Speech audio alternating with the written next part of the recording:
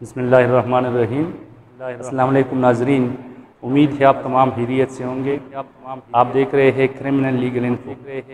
آج اس ویڈیو میں ہم اور امتناعی منشیات کے آرٹیکلز مزید ڈسکس کریں گے،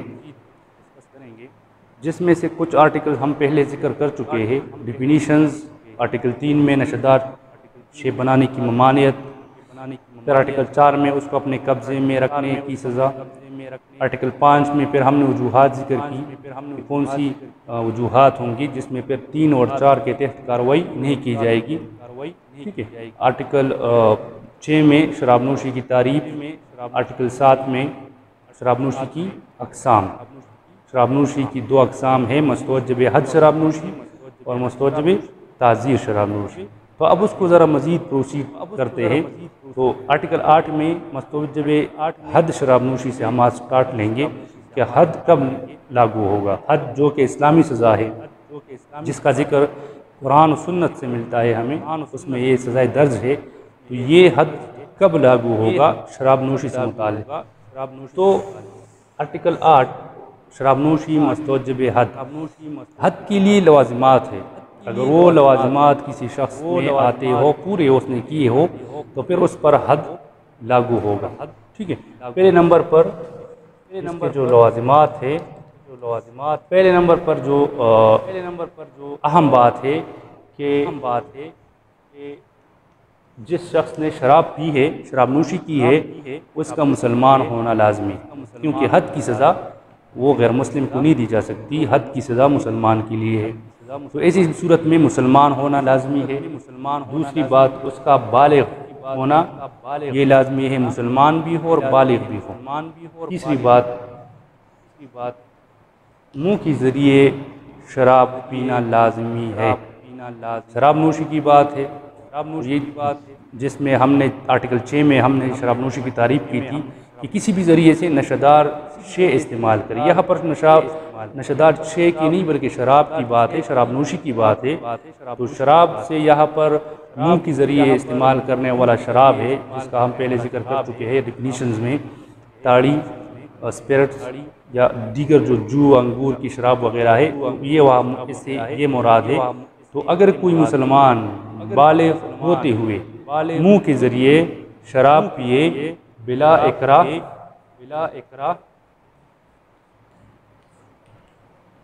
اور 5ویں بات ہے بلا اضطرار، مطلب اس کو نہ تو اس کے خون رشتہ داروں کا خوف دلایا گیا ہے، ان کے قتل کرنے کا، ان کو ضرر شدید پہنچانے کا، ان کو زنا بالجبر ان کے ساتھ کرنے کا یا خلاف فطری کرنے کا، نہ تو ان کو یہ خوف دلایا گیا ہے اس شخص کو، اور نہ ہی اس کو بھوک اور پیاس میں رکھنے کا خوف دلایا گیا ہے۔ اور اس کے باوجود مسلمان بالغ ہوتے ہوئے منہ کے ذریعے شراب پی لیتا ہے، تو یہ حد کا مستوجب ہوگا، اس پر حد لاگو ہوگا، اس کو حد کی سزا دی جائے گی، ٹھیک ہے۔ اور سزا کیا ہے؟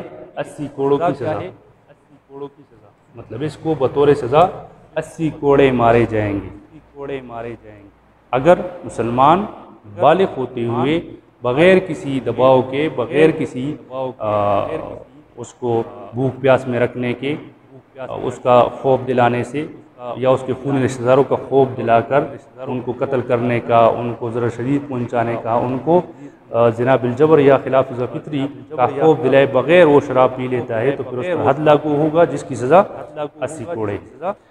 اس میں ایک بات پھر انہوں نے کی ہے کہ اگر ملزم جس کو حد کی سزا سنائی گئی ہے، اس نے اپر کورٹ میں اپیل کی ہے، تو جب تک اس کے اپیل کا فیصلہ نہیں آ جاتا تو اس کو حد کی سزا نہیں دی جائے گی، مطلب اس کو کوڑے اس وقت تک نہیں مارے جائیں گے جب تک اپر کورٹ سے فیصلے کی توثیق نہ ہو جائے، اس وقت تک اس کو قید ماض میں رکھا جائے گا، اس وقت تک اس کو قید ماض میں رکھا جائے گا، اس کے ساتھ ایسا سلوک کیا جائے گا جیسے قید ماض کے ملزم کے ساتھ کیا جاتا ہے۔ تو یہ آرٹیکل 8 میں حد کے لیے سزا ہے۔ اب جو اہم بات ہے کہ حد کے لیے ثبوت کیا ہے، حد کے نفاذ کے لیے مجسٹریٹ کو کون سی ثبوت فراہم کرنے ضروری ہے۔ اگر وہ ثبوت فراہم نہ ہو تب بھی حد کی سزا نہیں دی جا سکتی۔ اگر مسلمان بالغ ہے، اگر مسلمان بھی ہے، بالغ بھی ہے، منہ کی زر شراب بھی پی ہے بغیر کسی دباؤ کے، پھر بھی اگر یہ ثبوت نہیں ہے تو اس کو حد کی سزا نہیں دی جا سکتی۔ یہ وہ پیچیدگیاں ہے جس کا میں نے آپ کو پہلے ویڈیو میں ذکر کیا تھا۔ تو آرٹیکل 9 میں ثبوت کے لیے انہوں نے یہاں پر ثبوت کے بارے میں بات کی ہے کہ کون سے ثبوت ہوں گے۔ پہلے نمبر پر جو ثبوت ہے تو وہ ہے کہ ملزم شخص خود عدالت میں مجسٹریٹ کے سامنے اقرار جرم کرے کہ اس نے شراب نوشی کی ہے، اس نے شراب منہ کے ذریعے بغیر کسی خوف کے پی ہے، تو ایسی صورت میں پھر اس کو حد کی سزا دی جائے گی۔ دوسرے نمبر پر اگر وہ اقرار نہیں کرتا، منحرف ہو جاتا ہے، دو یا دو سے زیادہ گواہان، لیکن کون سے گواہان؟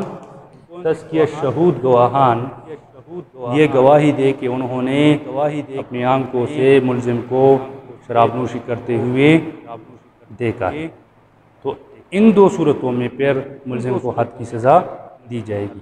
تزکیہ شہود گواہ سے ایسا گواہ مراد ہے جس کے لیے قانونی شہادت کے آرٹیکل 17 میں اہلیت اس کے لیے رکھی گئی ہے کہ کبیرہ گناہ سے بچنے والا ہو، نماز کا پابند ہو، جھوٹ بولنے سے گریز کرنے والے ہو، عام جو اس کے علاقائی اس کی حیثیت ہو تو لوگوں میں وہ اچھا ہو۔ تو اس طرح کے اشخاص اگر مل جاتے ہیں، دو یا اس سے زیادہ، جو گواہی دے کہ انہوں نے خود ملزم کو شراب نوشی کرتے ہوئے دیکھا ہے، تو پھر ملزم کو حد کی سزا آرٹیکل 8 کے تحت دی جائے گی۔ اس میں دفعہ آرٹیکل 9 میں ثبوت ہے۔ اب آرٹیکل 10 میں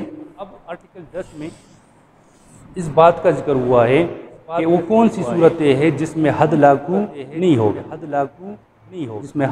نہیں ہوگا، تو دو صورتیں ہیں۔ اگر ملزم اقرار کر لیتا ہے، اقرار جرم کر لیتا ہے، اور اس کے اقرار جرم کرنے کے بعد ملزم منحرف ہو جاتا ہے کہ نہیں میں نے تو نہیں کیا ہے، ٹھیک ہے، پولیس کے خوف کی وجہ سے میں نے اقرار کیا ہے، یا دیگر کوئی اس طرح کے ریزن وہ بیان کر لیتا ہے کہ اس وجہ سے میں نے دباؤ میں آ کر یہ بیان دیا ہے میں نے شراب نوشی نہیں کی ہے، تو پھر ایسی صورت میں اس کو حد کی سزا نہیں دی جائے گی۔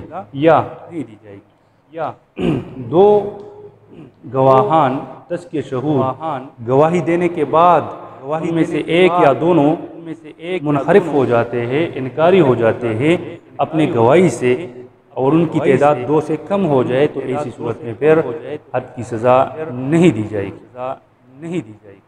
پھر کیا کیا جائے گا؟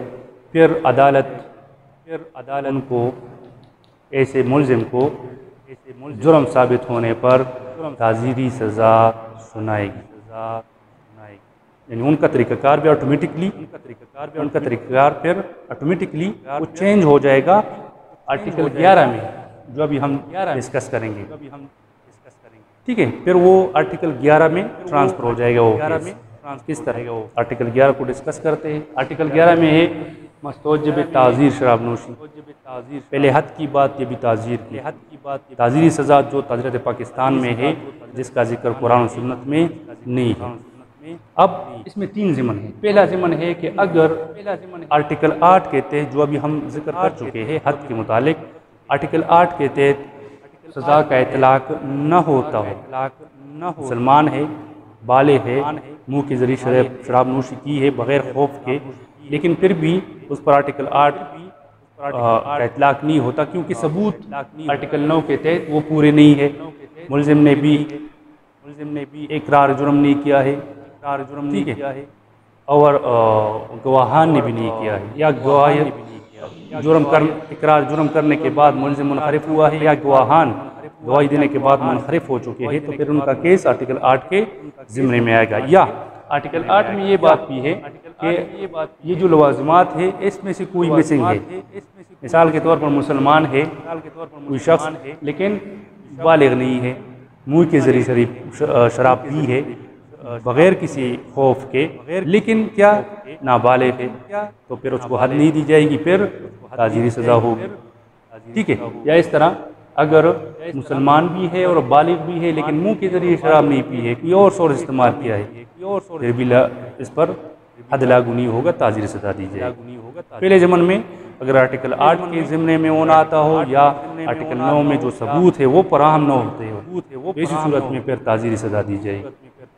دوسرے ضمن میں اگر پاکستانی غیر مسلم ہے، غیر مسلم پاکستانی ہے اور وہ اپنے رسم اور رواج کے دنوں کے علاوہ شراب نوشی کرتا ہوا پکڑا جائے تو پھر آرٹیکل 11 کے تحت اس کے خلاف FIR دیا جائے گا اور اس کو تعزیر سزا دی جائے گی۔ تیسرے نمبر پر اگر غیر مسلم ہے، غیر ملکی ہے اور وہ پاکستان میں کسی مقام عام میں، کھلے مقام میں جہاں پر ہر کوئی شخص آزادانہ طور پر گھوم پھر سکتا ہو، ایسے مقام میں غیر مسلم غیر ملکی شراب نوشی کرتا ہوا پکڑا جائے تو ایسے شخص کے خلاف، ایسے غیر ملکی کے خلاف آرٹیکل 11 کے تحت FIR دیا جائے گا اور اس کی سزا ہوگی 3 سال تک قید یا 30 کوڑوں کی سزا یا دونوں سزاؤں کو یکجا بھی دیا جا سکتا ہے جو مجسٹریٹ کا اختیار ہے، مطلب 3 سال قید یا کوڑے یا ان دونوں کو یکجا بھی دیا جا سکتا ہے۔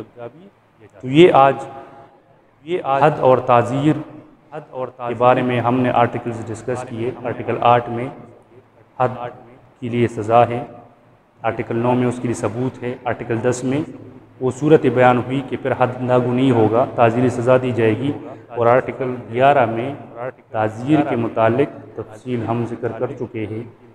امید ہے آپ کو آج اس ویڈیو سے کافی کچھ سیکھنے کو ملا ہوگا۔